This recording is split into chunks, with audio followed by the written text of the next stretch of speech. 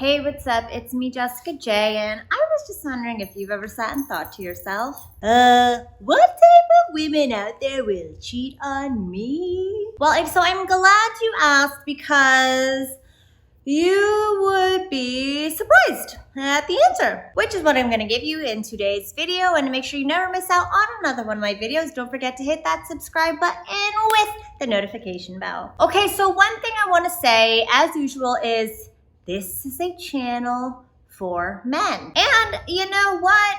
It's not just women who are capable of having these traits or being this type of person. Y'all are also capable of it too. So in going over all these types of women that will cheat on you and that will deceive you, it really is a matter of looking at yourself to see if, one, you're guilty of these things as well, and two, you're guilty of specifically attracting or inducing these behaviors in women.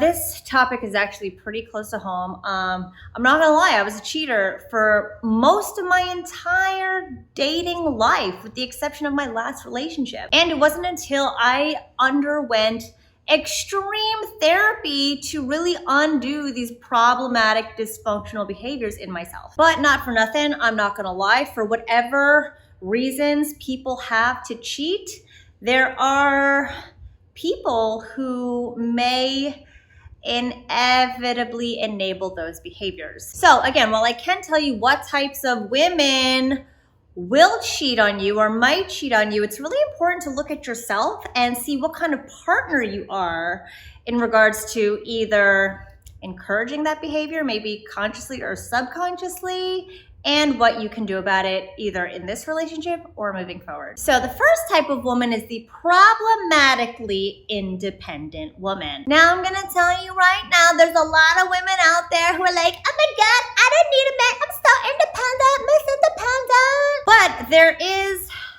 a level of extremeness that comes with women who think that they are independent. They don't need a man. I'll never be tied down. I'll never be like the women way back when. I'll never settle. I'll never get cheated on.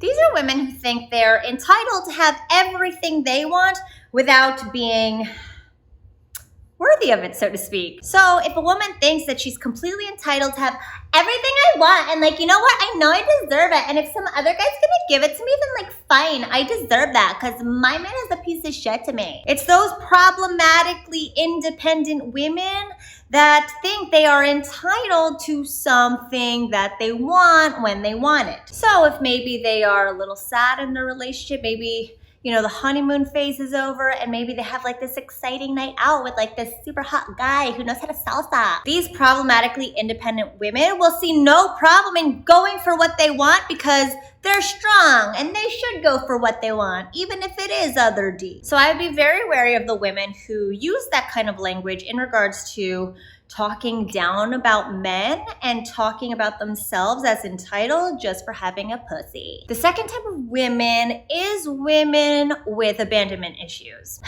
Now, I can speak to this a little bit in regards to, you know, my parents were never really around growing up.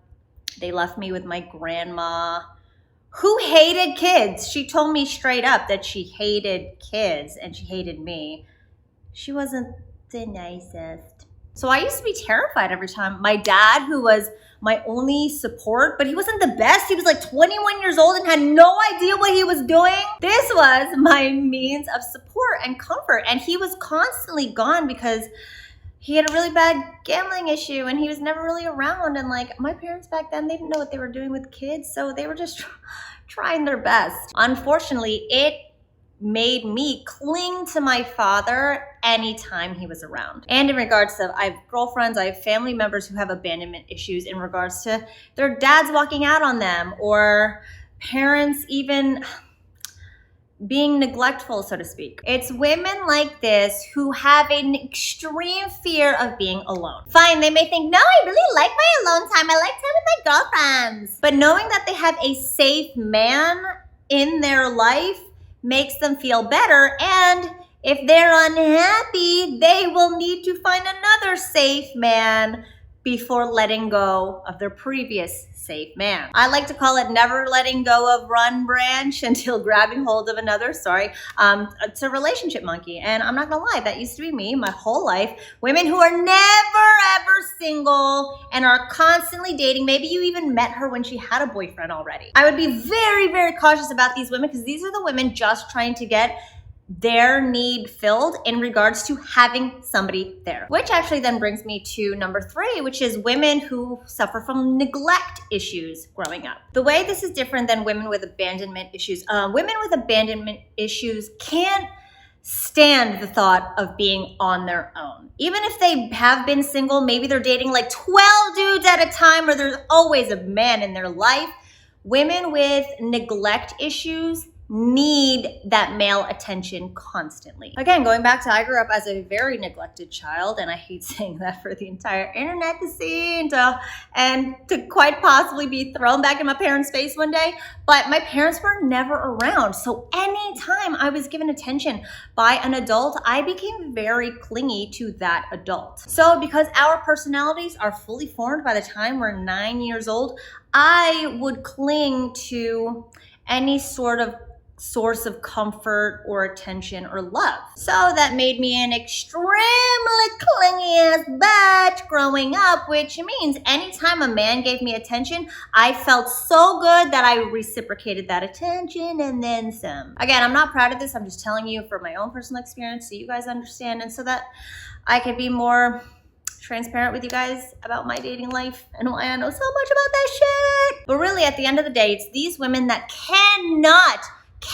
live without male attention. So even if she's in a relationship already and some other guy is making her feel super sexy, maybe she won't tell him that she has a boyfriend. Maybe she will flirt. Maybe she will give him her number. Those are the women where you really want to look at what kind of relationship did you have with your parents growing up and what kind of childhood did you have in regards to the amount of emotional support you had. And speaking of parents, number 4 is women with extremely strict parents growing up. Okay, so like if it wasn't for all the therapy I'd done, I would probably still be a cheating asshole for show. But I'm not in anything anymore, which is fucking great because the 4th one is like my parents, my very quintessential Asian parents who never let me do anything. Everything was, no, because we said so. Or even, don't do that.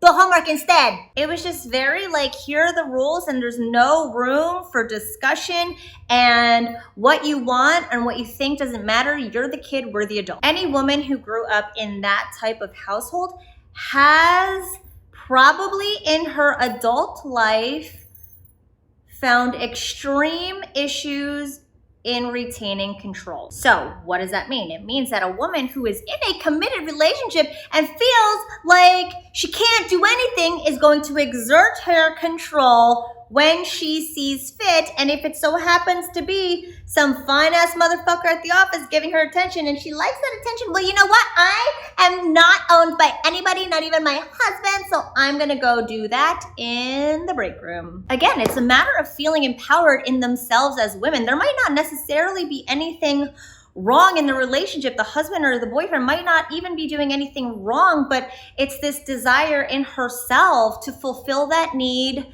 to exert her own independence and her own autonomy in regards to her own life decisions. So again, you always want to be looking back at what happened to this chick from the age of 0 to 9.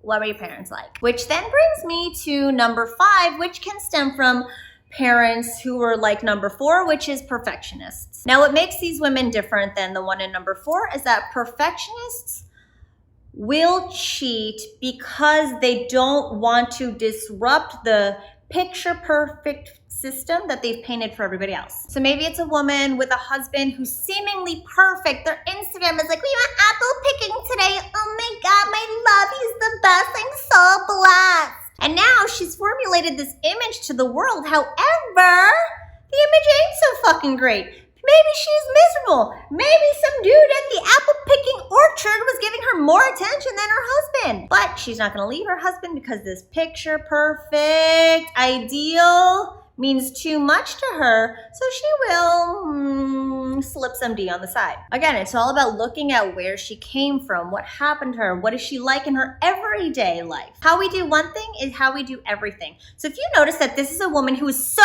hell-bent on like, no, what are people gonna think of us? Or even, I have to get this, my girlfriends will be so jealous. I would be very keen on what kind of commitment this woman has told herself is okay. Which then brings me to number 6. I love how all these just flowed together very nicely. Number 6 is women who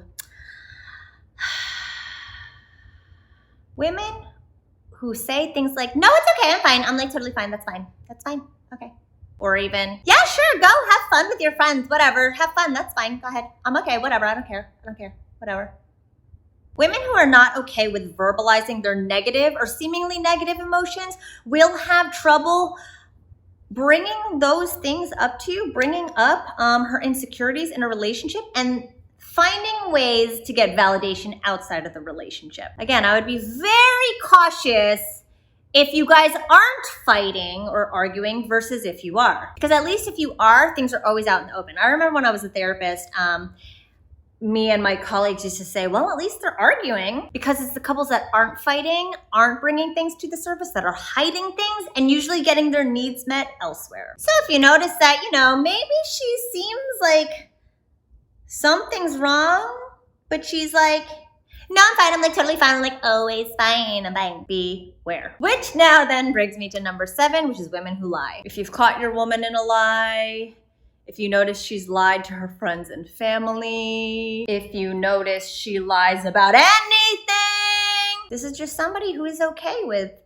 not giving you the truth. Does it mean she will absolutely cheat? Not necessarily. Some women are just dramatic like me. Maybe I will exaggerate some details, but it does mean that you should be cautious and at least bring it up to her attention. So those are the 7 types of women that will cheat. And again, I am going to challenge you to now ask yourself, what kind of man are you being in regards to either dealing with women with these behaviors or brushing off women with these behaviors when you're in a relationship? Sometimes it isn't that ignoring or that arguing or that like, whatever, you're just like so sensitive. Or even, oh, so now you're gonna have like a somber attitude now? Like, Jesus Christ, you're always depressed. Saying very invalidating, shaming things like this will make women want to recoil and not fucking open up to you. And you know what? That guy in accounting is so much fucking nicer to me when I have a somber attitude. So maybe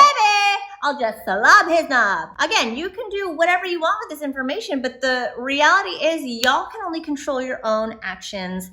So I'm gonna challenge all you guys to really take a look at yourself. If you know that you come across these women or you're with one of these right now, because chances are there's some shit she'd like to say to you that she isn't. So those are the 7 types of women. Be on the lookout. Thanks for watching as always, and I'll see you guys next time.